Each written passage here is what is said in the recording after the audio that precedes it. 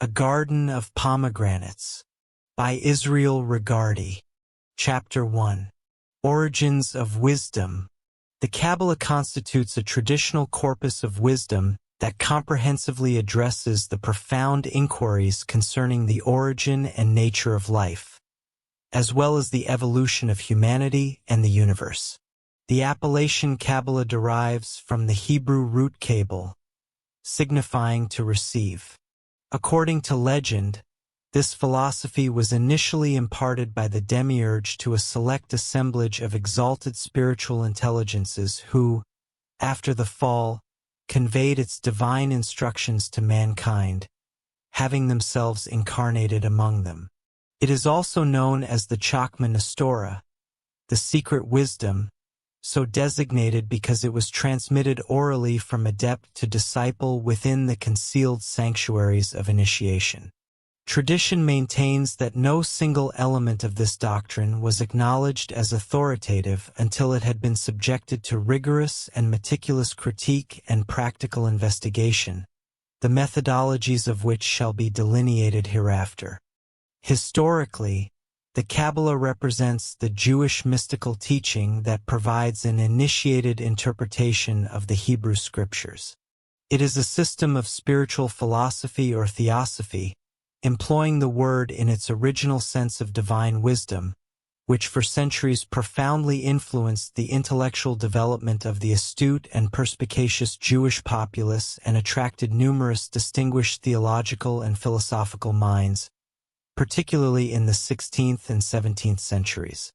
Prominent among those who dedicated themselves to its study were Raymond Lully, the scholastic metaphysician and alchemist John Reuchlin, who spearheaded the revival of Oriental philosophy in Europe, John Baptista von Helmont, the physician and chemist credited with the discovery of hydrogen, Baruch Spinoza, the excommunicated and God-intoxicated Jewish philosopher, and Dr. Henry Moore, the esteemed Cambridge Platonist.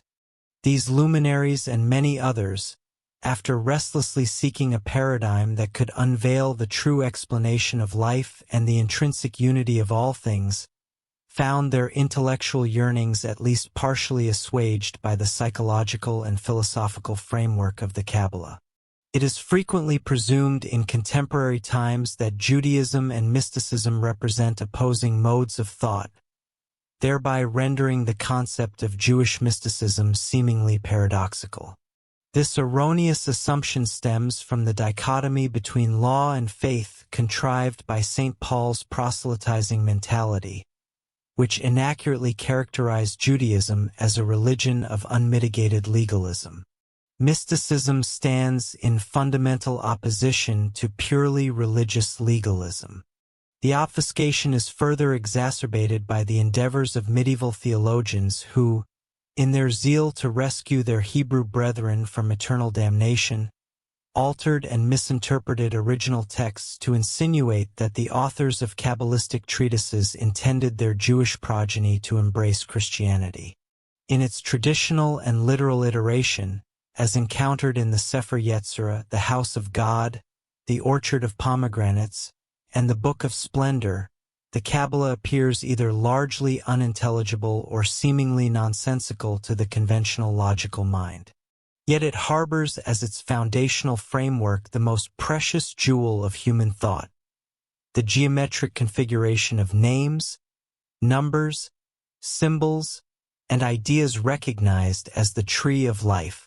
This structure is deemed invaluable because it furnishes the most efficacious system yet devised for classifying the phenomena of the cosmos and documenting their interrelations, thereby presenting boundless possibilities for both analytical and synthetic reasoning. The early history of the Kabbalah, regarding the promulgation of its initial exoteric texts, remains shrouded in uncertainty and obscurity.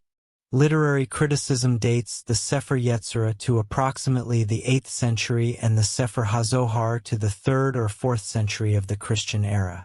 Certain historians contend that the Kabbalah is derivative of Pythagorean, Gnostic, and Neoplatonic sources, a perspective most notably championed by Christian David Ginsburg.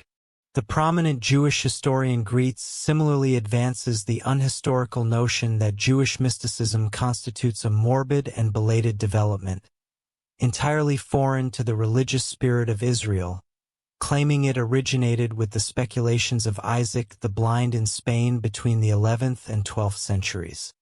Greetz appraises the Kabbalah, especially the Zohar, as a spurious doctrine that, despite its recent formulation, deceitfully masqueraded as an authentic teaching of Israel. This assertion is entirely devoid of foundation, for a scrupulous reading of the Old Testament, the Talmud, and other renowned rabbinical records reveals the monumental early foundations of the Kabbalah.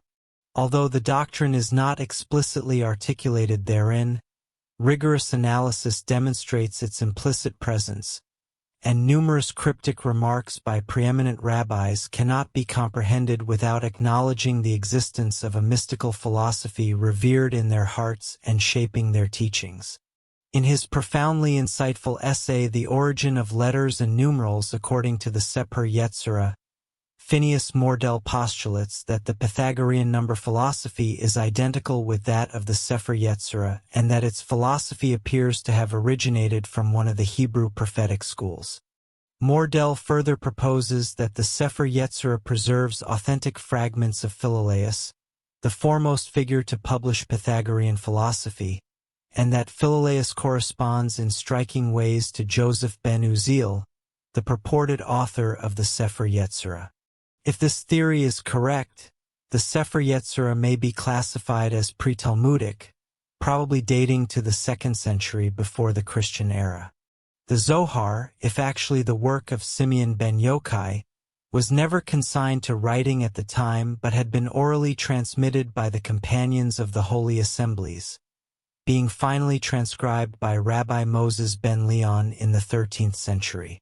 Madame Blavatsky advances the hypothesis that the Zohar, as it is currently possessed by us, was arranged and re-edited by Moses de Leon after having been significantly tampered with by Jewish rabbis and Christian ecclesiastics prior to the 13th century.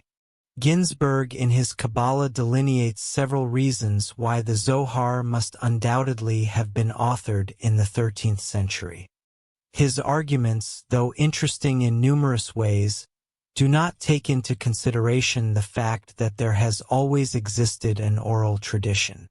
Isaac Meyer, in his voluminous and in a number of ways authoritative tome entitled The Kabbalah, meticulously analyzes very carefully these objections advanced by Ginsburg and others, and I am bound to confess that his rebuttals ad seriatim systematically confute this theory of the 13th century origin of the Zohar. Dr. Solomon Marcus Schiller-Sinisi, a former reader in rabbinic and Talmudic literature at Cambridge, asserts, "The nucleus of the book is of Mishnic times. Rabbi Shimeon ben Yochai was the author of the Zohar in the selfsame sense that Rabbi Yohanan was the author of the Palestinian Talmud. He provided the initial impulse for the composition of the book." And I find that Mr. Arthur Edward Waite in his scholarly and classic opus The Holy Kabbalah, wherein he evaluates most of the arguments concerning the origin and history of this book of splendor, inclines to the view hereinbefore set forth, steering a middle course, believing that while much of it does pertain to the era of Ben Leon, nevertheless a great deal more bears indelibly the stamp of antiquity. It most certainly is not altogether improbable that the Zohar, with its mystical doctrines comparable, nay, identical in almost each of its details with those of other races in foreign climes, should have been originally composed by Simeon ben Yochai or another of his close associates or disciples in the 2nd century, but not committed to writing by Moses de Leon until the 13th century. A markedly similar presentation of the above hypothesis is found in Professor Abelson's superlative work entitled Jewish Mysticism, wherein we read that we must remain vigilant against adopting the erroneous opinion of a certain faction of Jewish theologians who would have us regard the entirety of the medieval Kabbalah as a sudden and strange importation from without. In truth, It is a continuation of the ancient current of Talmudic and Midrashic thought, interspersed with extraneous elements assimilated, as was inevitable, during the stream's passage through diverse lands. The commingling of these elements must have profoundly transformed the original character and complexion of that current. Be that as it may, and leaving aside the sterile facets of controversy, the public emergence of the Zohar constituted the paramount landmark in the development of the Kabbalah. Consequently, contemporary scholars are able to divide its history into two principal epochs, the pre-Zoharic and the post-Zoharic. While it is undeniable that Jewish prophetic and mystical schools of exceptional proficiency, possessing profound recondite knowledge, flourished in biblical antiquity, such as those of Samuel, the Essenes, and Philo, the earliest Kabbalistic school of which an accurate public record survives is the School of Girona in Spain. It was thus named because its founder, Isaac the Blind, alongside many of his disciples, was born there. Of the school's founder, practically nothing is known. Two of his eminent students were Rabbi Azariel and Rabbi Ezra.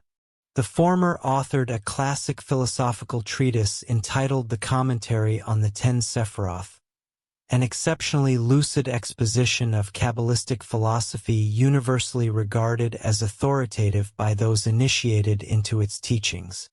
These scholars were succeeded by Nachmanides, born in 1195 AD, who served as the primary catalyst for the attention this esoteric system received during that era, both in Spain and throughout broader Europe. His writings are principally concerned with the three methods of permuting numbers, letters, and words, which shall be explicated in Chapter 6. The philosophy underwent further elaboration and exposition at the hands of Rabbi Isaac Nasir and Jacob ben Sheshet in the 12th century. The latter composed a treatise in rhymed prose, alongside a series of 8 essays detailing the doctrines of the infinite, reincarnation, divine retribution, or, to employ a more precise Oriental term, karma, and a distinctive variation of Christology. Next in succession was the School of Segovia and its disciples, prominent among whom was Todraz Abulafia, a physician and financier who occupied a highly distinguished position in the court of Sancho IV, King of Castile. The characteristic predisposition of this school was its steadfast devotion to exegetically methods, with its disciples endeavoring to interpret the Bible and the Haggadah in strict accordance with the doctrinal Kabbalah. A contemporary school maintained that the Judaism of that epoch, when considered from an exclusively philosophical standpoint, failed to illuminate the true path to the sanctuary. Consequently, they sought to synthesize philosophy and the Kabbalah, illustrating their various theorems through mathematical forms. Born circa 1240 AD, Abraham Abulafia emerged as a celebrated figure, though one who ultimately brought considerable disrepute upon the name of this theosophy. He applied himself to the study of philology, medicine, and philosophy, alongside the few Kabbalistic texts available during that period. He soon discerned that the Pythagorean number philosophy was identical to the doctrines expounded in the Sefer Yetzirah. Subsequently, growing dissatisfied with mere academic research, he directed his focus toward that aspect of the Kabbalah known as Kabbalah Ma'asit, or the practical Kabbalah, a discipline which today we designate as magic. Unfortunately, the Kabbalists prominent in the public eye at that time were unacquainted with the highly developed, specialized techniques available today, derived as they are from the colleges of the Holy Spirit. As a result, Abulafia became deeply deluded in his subsequent experimentations, ultimately journeying to Rome in an audacious endeavor to convert the Pope to Judaism. The success of these efforts may be left entirely to the reader's judgment. Later, he enthusiastically proclaimed himself the long-awaited Messiah and prophesied the advent of the millennium, an event which conspicuously failed to occur. On the whole, his influence has proven deleterious. A disciple of his, Joseph Jacatilla, wrote a series of treatises in defense of his teacher, expounding upon the several aspects of exegesis that Abulafia had established. The Zohar marks the next major evolutionary milestone. Combining, absorbing, and synthesizing the disparate features and doctrines of the preceding schools, this masterwork made its debut, inciting a profound sensation within theological and philosophical circles. This fervor arose from its sweeping speculations regarding the nature of God, the doctrine of emanations, the evolution of the universe, the transmigrations of the soul, and its ultimate return to the source of all. The new era in Kabbalistic history, inaugurated by the appearance of this vast repository of legend, philosophy, and anecdote, has endured to the present day. Nearly every subsequent writer who has espoused the doctrines of the Kabbalah has adopted the Zohar as their primary foundational text. Its exponents have applied themselves assiduously to the production of commentaries, epitomes, and translations. Yet, with but a few rare exceptions, they have entirely overlooked the profound, underlying possibilities inherent in the Kabbalistic tree of life. The Zohar so deeply impressed the celebrated scholastic metaphysician and experimental chemist Raymond Lully that it inspired his development of the Ars Magna.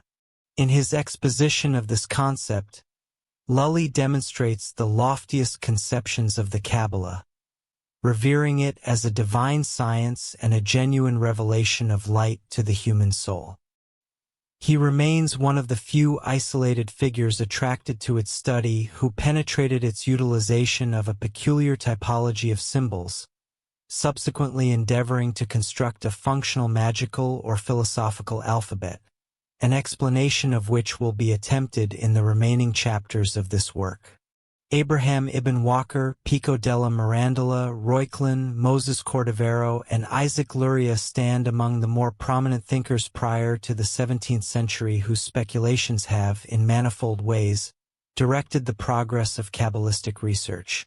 The first named made a truly noble attempt to reconcile the Kabbalah with the academic philosophy of his era, authoring a treatise that serves as an excellent compendium of Kabbalistic thought. Mirandola and Reuchlin were Christian scholars who undertook the study of the Kabbalah with the ulterior motive of forging a suitable dialectical weapon to convert Jews to Christianity. Some Jewish adherents were so tragically misguided and bewildered by the ensuing mutilation of texts and distorted interpretations that they actually forsook Judaism altogether. Paul Ricci, physician to Emperor Maximilian I, John Stephen Retengel, who translated the Sefer Yetzirah into Latin, and, in more recent times, Jacob Frank and his community, were won over to Christianity by the controversial assertion that the Zohar simultaneously concealed and revealed the doctrines of the Nazarene.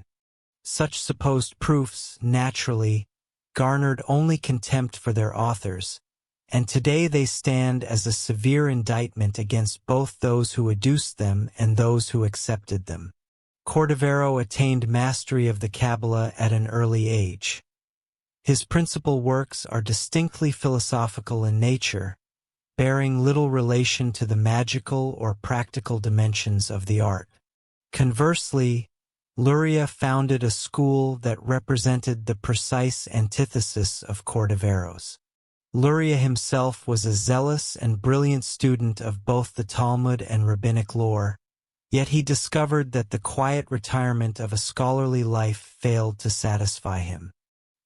He thereupon withdrew to the banks of the Nile, where he devoted himself exclusively to meditation and rigorous ascetic practices, ultimately receiving visions of an astonishing character.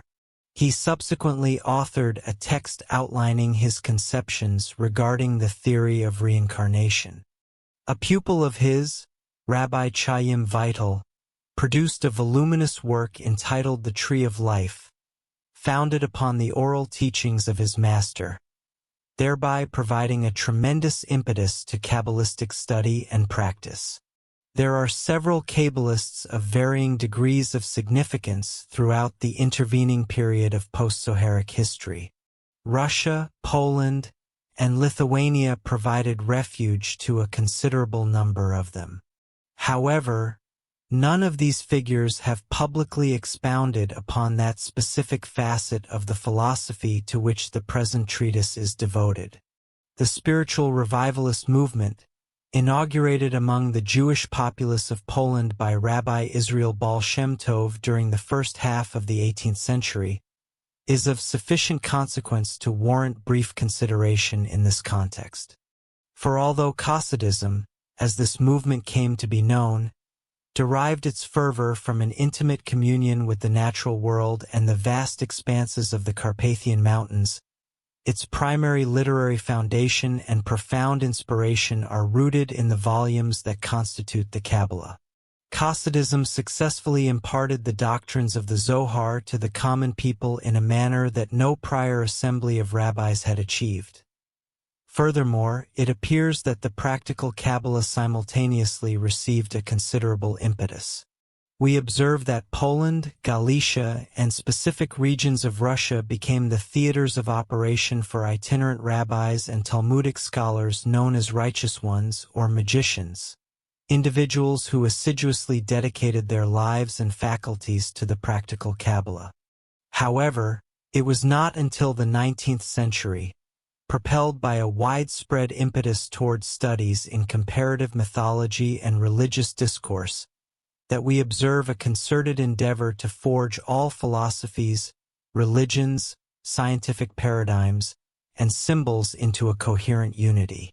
In 1852, Eliphaz Levi Zahed, a Roman Catholic deacon of remarkable perspicuity, published a brilliant volume entitled Doctrine and Ritual of High Magic.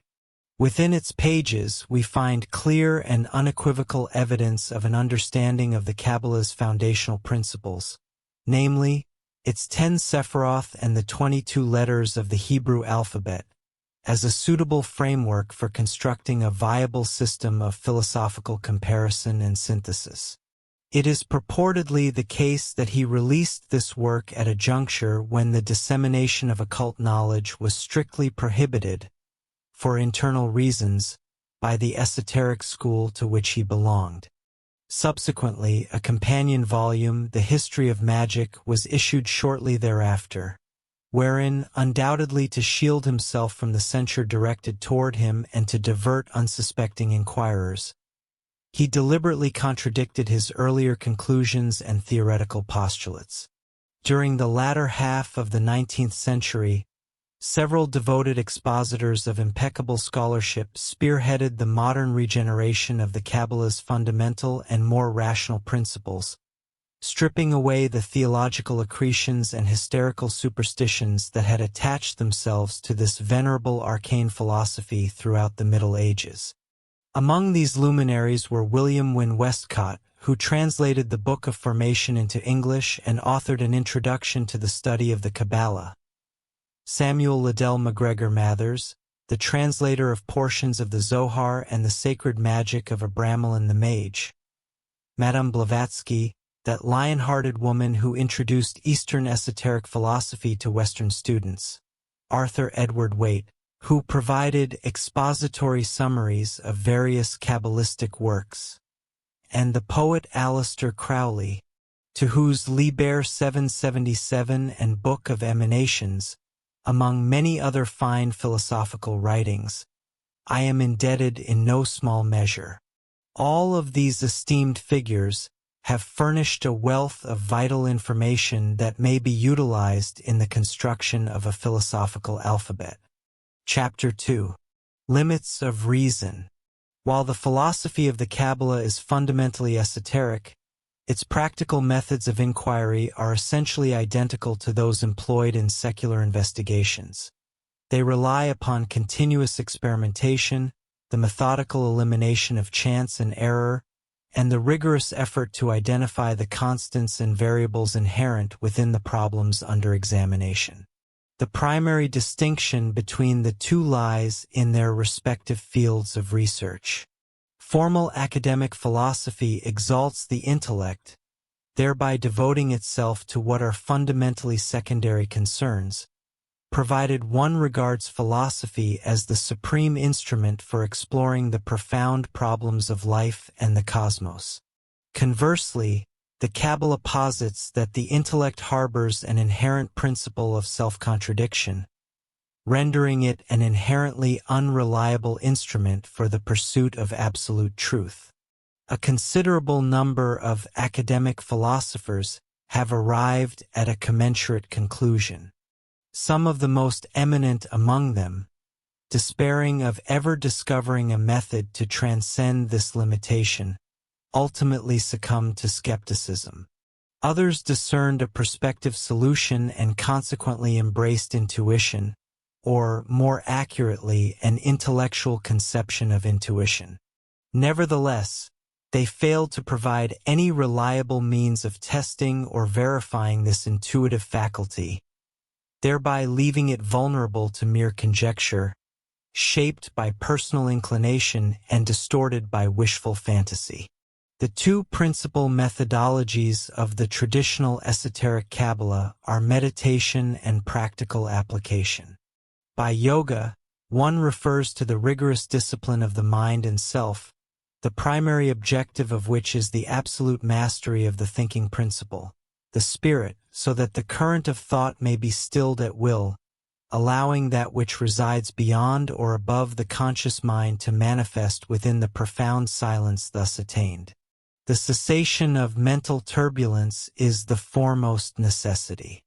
Once this faculty is firmly secured, the student is trained through the technical methods of magic to exalt the mind until it transcends the natural barriers of its own constitution, rising in a tremendous and unquenchable flame of ecstasy to the universal consciousness with which it ultimately unites.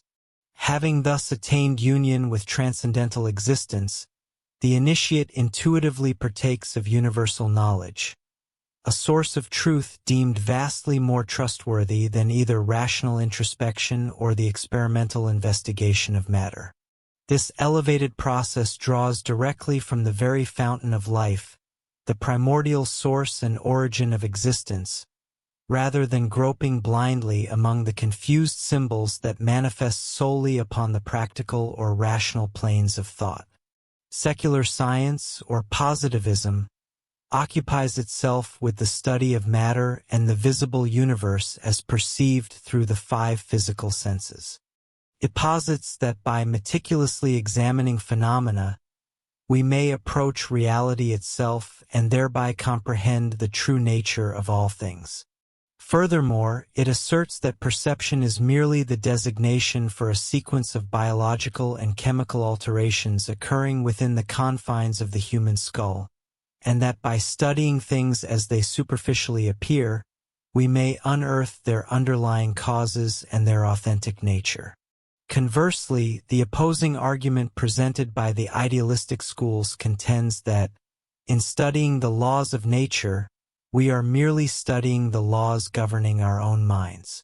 They maintain that it is easily demonstrated how concepts such as matter, motion, and weight possess no significance beyond a purely idealistic paradigm, constituting nothing more than transient phases of thought.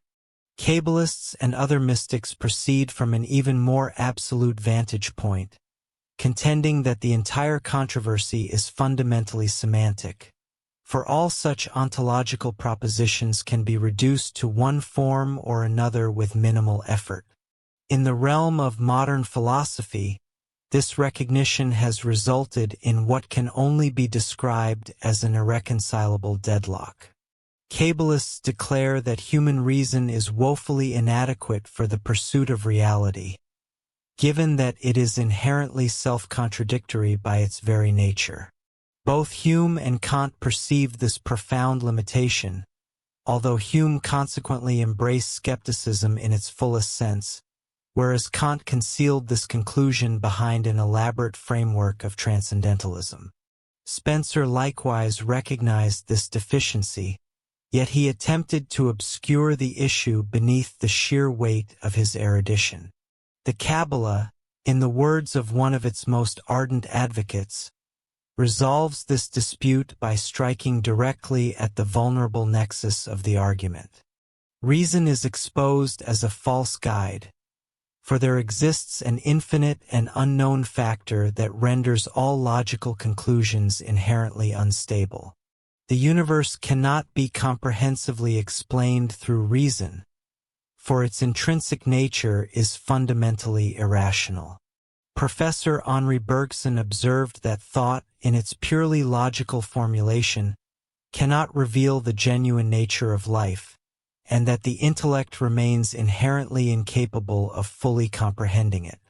Professor Arthur Stanley Eddington similarly remarked that the ultimate elements of any comprehensive theory of the universe must be of a nature that is impossible to define in terms comprehensible to the rational mind. Julian Huxley, in What Dare I Think?, articulated a commensurate view when he stated that there exists no compelling reason why the universe should be perfect, nor any reason why it should be rational. One of the paradoxes of the intellect is that, although our knowledge is purely phenomenal, it possesses no profound depth, a fact illustrated by the judgment A is A, which is nothing more than a meaningless tautology. In order to possess true significance, our thought must transcend the bare identity of an object with itself, yet it must not transition to something that shares naught in common with said object. Thus, if we assert that A equals B, the judgment is fundamentally false, since in passing from A to B, the latter possesses nothing in common with alpha. It is manifest, however, that a definition of this unknown can only be achieved by stating either that A equals B or that A equals CD. In the first instance, the concept of B is truly implicit within A. Thus, we have learned nothing, and were this not the case, the statement would simply be false. One merely defines one unknown by means of another, and consequently nothing of value is gained. In the second instance, C and D themselves require definition as EF and GH, respectively. The process becomes infinitely extended, but it is ultimately bound to conclude through the eventual exhaustion of the alphabet, wherein Y equals ZA. In short, one progresses no further than the initial premise that A equals alpha. The underlying relationship of the entire series of equations thus becomes apparent, and the unavoidable conclusion to which one is forced is that each and every term is a thing in itself, fundamentally unknown, although to some extent apprehensible through intuition. There exist several proofs of this assertion, the simplest of which is perhaps the following, demonstrating that even the most obvious statement cannot withstand rigorous analysis. A simple question is posed. What is vermilion? That vermilion is red is undeniably true, without a doubt, yet it remains entirely meaningless. Each of the two terms must be defined by means of at least two others, of which the exact same condition holds true. Furthermore, so simple an inquiry as "why is sugar sweet?" involves a vast multitude of exceedingly complicated chemical researches, each of which eventually leads to that most impenetrable of all blank walls. What is matter? And what is the perceiving mind? We may continue further, if we wish, and ask accordingly. What is the moon? Science replies, green cheese. For our single moon, we now possess two distinct concepts, and all simplicity vanishes, receding into the darkness. Greenness and cheese. The former relies upon the light of the sun, the sensory apparatus of the optic nerves and associated organs, alongside 1,000 other variables. The latter depends upon bacteria, fermentation, and the inherent nature of the cow. We then proceed to split hairs and juggle words. Naught but hairs and words, juggling and splitting, and ultimately, we find that not a single question has been answered in any definitive or ultimate sense. There is, therefore, no possible escape from this fathomless pit of confusion, save through the development of a mental faculty that shall not prove manifestly inadequate in any of these respects. We must employ means that are both different from, and inherently superior to, mere ratiocination. We thus approach the problem concerning the development of the neskama, and it is precisely here that the Kabbalah diverges in both method and content from secular science and academic philosophy. Yet, the progress of secular science over the past 30 years certainly draws it nearer to the Kabbalistic conception of reality. The old certainties of scientific mechanism have almost entirely disappeared, and those terms which appeared to the Victorians as simple, objective, and intelligible, such as matter, energy, space, and the like, have completely failed to withstand rigorous analysis. A few modern thinkers, perceiving clearly the absolute debacle toward which the old positivist science was inevitably leading them, the fracturing of this icy expanse of frozen thought, determined at all costs to establish a modus vivendi for Athena. This necessity was emphasized in the most astonishing manner by the results of the Michelson-Morley experiments, wherein physics itself calmly and frankly presented a contradiction in terms. Upon this occasion, it was not the metaphysicians who were picking holes in a vacuum. Rather, it was the mathematicians and the physicists who found the very ground completely cut away from beneath their feet. It was insufficient merely to replace the geometry of Euclid with those of Riemann and Lobachevsky, and the mechanics of Newton with those of Einstein, for as long as any axioms of the old paradigm and the definitions of its terms survived. They deliberately abandoned positivism and materialism in favor of an indeterminate mysticism, thereby forging a new mathematical philosophy and a novel logic, wherein infinite, or rather transfinite, ideas might be rendered commensurable with those of ordinary thought, clinging to the forlorn hope that all might coexist harmoniously forever after. In short, to employ Kabbalistic nomenclature, they found it incumbent upon themselves to adopt, for inclusion within the terms of the Ruach, concepts that properly belong only to the neskama. This identical process had occurred within philosophy years earlier. Had the dialectic of Hegel been even partially understood, the major portion of philosophical speculation, spanning from the schoolmen to Kant's perception of the antinomies of reason, would have been entirely cast aside. Carl Gustav Jung, the eminent European psychoanalyst, writes in Wilhelm's Secret of the Golden Flower, "Therefore, I can only take the reaction which begins in the West against the intellect, in favor of intuition, as a mark of cultural advance, a widening of consciousness beyond the too narrow limits set by a tyrannical intellect."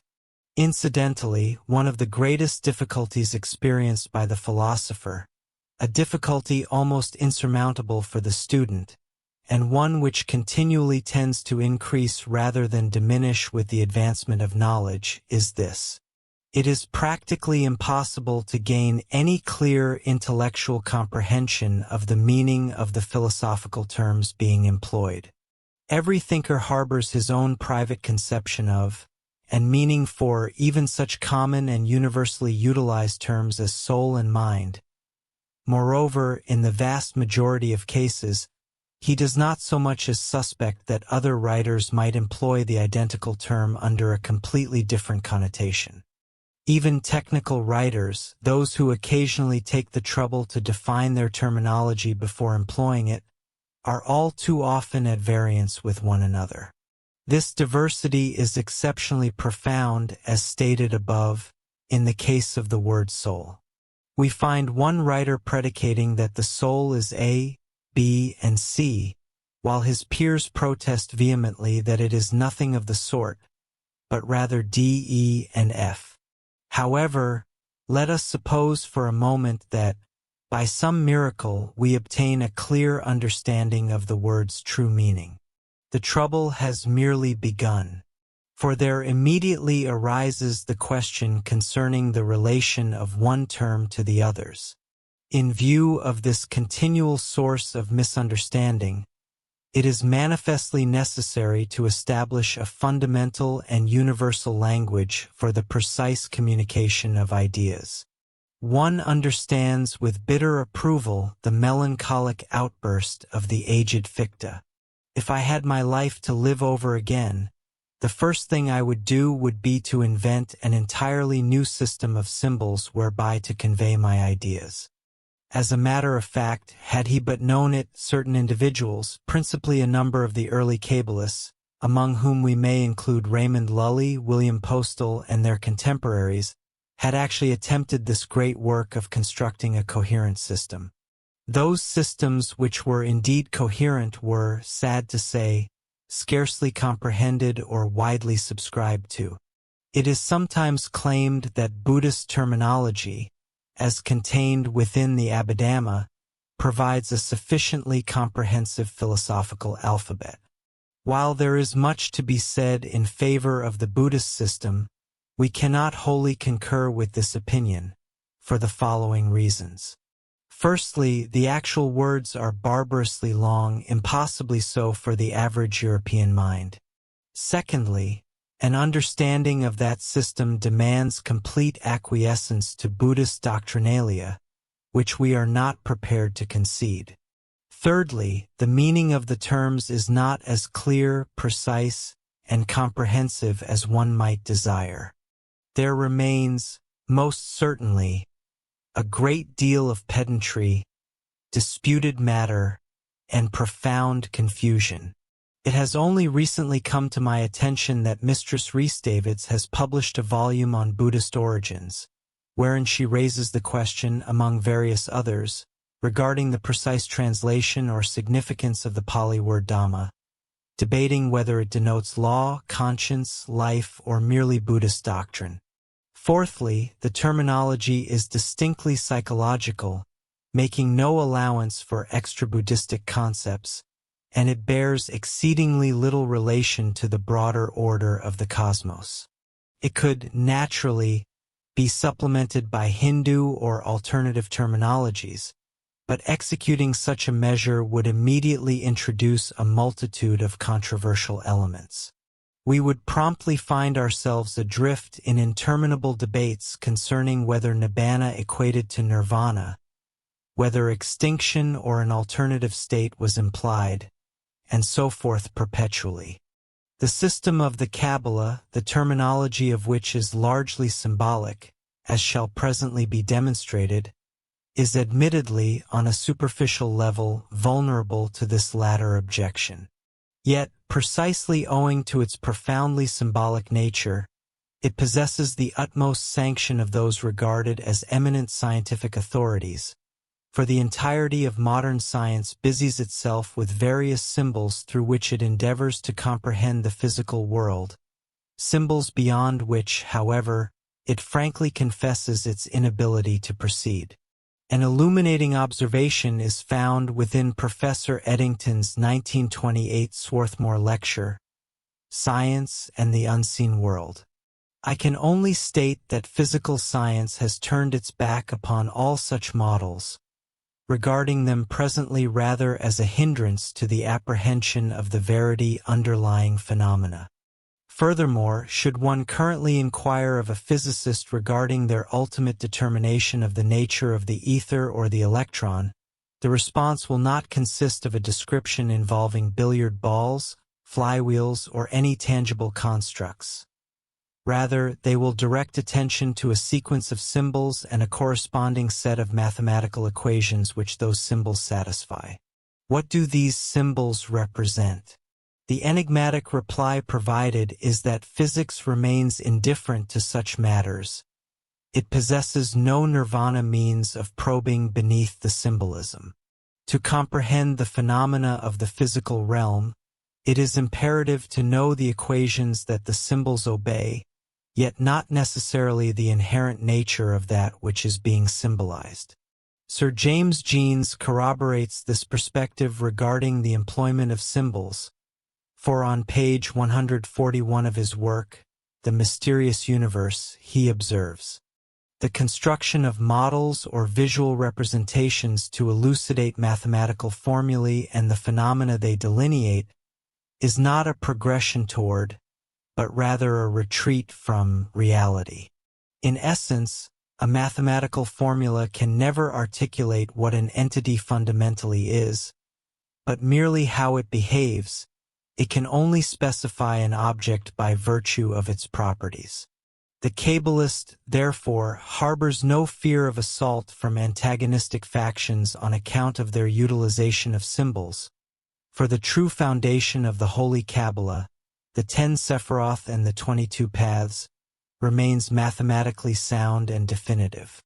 One may readily discard the theological and dogmatic interpretations of the ancient rabbis as largely devoid of utility, noting that they do not affect this veritable foundation itself, and thereby refer everything within the universe to the foundational system of pure number. Its symbols shall prove intelligible to all rational minds in an identical manner, given that the relationships obtaining between these symbols are established by nature. It is precisely this consideration that has precipitated the adoption of the Kabbalistic tree of life as the foundation for the universal philosophical alphabet. The apologia for this framework is, as previously articulated, that our purest conceptions find their symbolization in mathematics.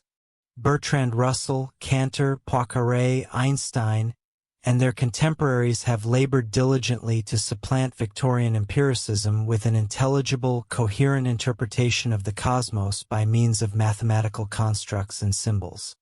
Modern conceptions of mathematics, chemistry, and physics represent a sheer paradox to the layperson, who perceives matter, for instance, merely as a tangible substance against which one might physically strike. At present, there appears to be little doubt that the ultimate nature of science, across any of its disciplines, will prove purely abstract, almost Kabbalistic in character, one might say, even if it is never officially designated as the Kabbalah. It is both natural and fitting to delineate the cosmos, any fragment thereof, or its operations across any of its aspects, through the symbols of pure number.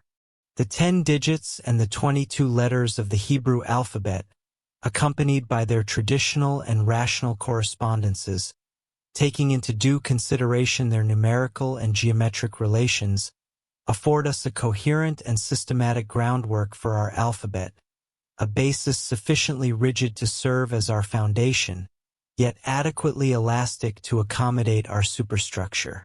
Chapter 3. The 10 Sephiroth. In the preceding chapter, it was proposed that the Kabbalah supplies the most fitting foundation for a magical alphabet, to which all knowledge and experience, be it religious, philosophical, or scientific, might be formally referred. The Kabbalistic alphabet constitutes an intricate system of attributions and correspondences, a precise method of classification that empowers the philosopher to systematically arrange and record their experiences and ideas as they emerge. It may be likened to a filing cabinet comprising 32 compartments, within which a vast compendium of information is stored.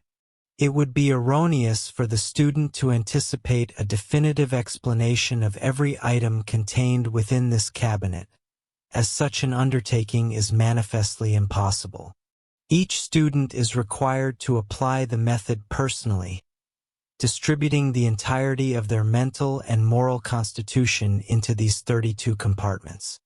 The necessity for individual exertion becomes readily apparent when one considers that, within ordinary commercial practice, no one would acquire a filing cabinet wherein all past, present, and future correspondence has already been comprehensively indexed. The Kabbalistic cabinet is composed of a system of letters and numbers that initially appear devoid of meaning, but as the files are progressively populated, they acquire a significance entirely unique to the individual student. As experience accrues, Each letter and number gains a novel profundity of meaning, and through this methodical arrangement, the student attains a markedly clearer comprehension of the inner life than would otherwise be achievable. The objective of the theoretical Kabbalah within this context is threefold. First, to facilitate the analysis of every concept in terms of the tree of life. Second, to delineate the necessary connections and relationships between every classification of ideas by referring them to this universal standard of comparison. Third, to translate any obscure system of symbolism into the terminology of any familiar one through its application. Articulated differently, the art of employing this taxonomic system reveals the shared essence of certain phenomena, the fundamental divergences of others, and the inevitable interconnectedness of all things. Furthermore, and this is a matter of paramount importance, the comprehension of any singular system of mystical philosophy or religion, when correlated with the tree of life, inherently leads to an understanding of all systems. By associating abstract and impersonal ideas in this manner, the student gradually equilibrates their entire mental architecture and acquires a lucid perception of the immeasurable complexity characterizing the universe. For it is written that equilibrium constitutes the foundation of the work. Diligent students must meticulously study the attributions set forth within this volume and commit them firmly to memory. Through persistent application to the numerical system and its associated correspondences, provided the principles are genuinely comprehended rather than merely learned by rote, the student will discover fresh insights emerging at every juncture as all experiences and thoughts are evaluated against the standard. A modern Kabbalist, Charles Stansfeld Jones, articulated in his work QBL that it is of primary importance to commit the intricate details of the plan to memory. He elaborates that this is perhaps the principal reason why the Kabbalah was originally transmitted via oral tradition, for it yields fruit solely when firmly rooted within the mind. One may read about it, study it, and engage with it upon paper, but only when the mind itself assumes the image of the tree, allowing one to traverse mentally from branch to branch and from correspondence to correspondence, visualizing the process and thereby transforming it into a living structure, does the light of truth finally dawn.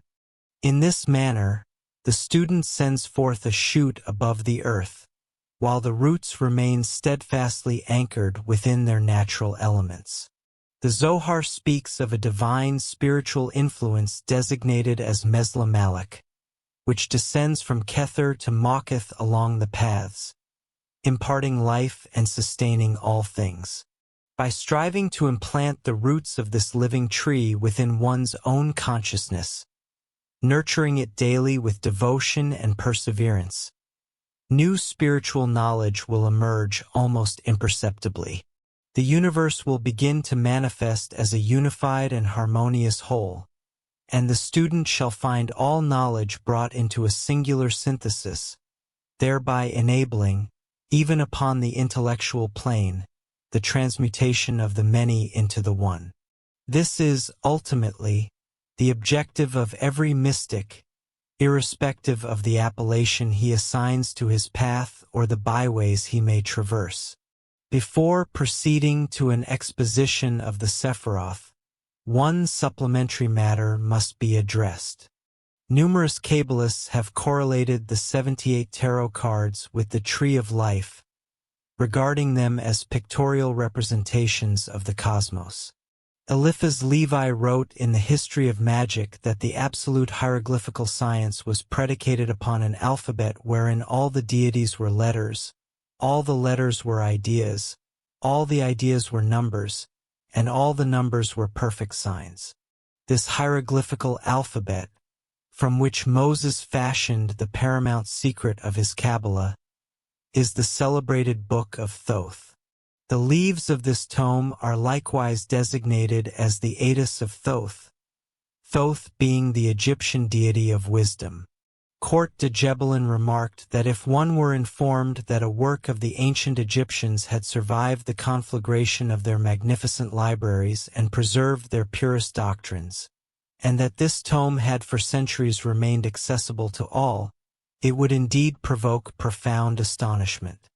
And would not this surprise reach its zenith were it asserted that humanity had never suspected its Egyptian provenance, that they possess it in such a manner that they can scarcely be said to possess it at all, that no individual has ever attempted to decipher a single leaf, and that the culmination of such recondite wisdom is dismissed as a mere aggregation of extravagant designs signifying nothing in themselves?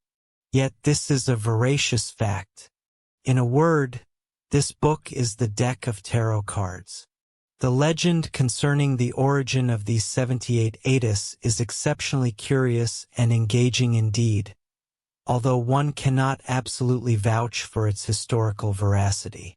The narrative dictates that the adepts of antiquity, perceiving that a cycle of spiritual degradation and mental stagnation was poised to descend upon Europe with the advent of what is termed the Christian era, became profoundly preoccupied with formulating plans to preserve their accumulated knowledge.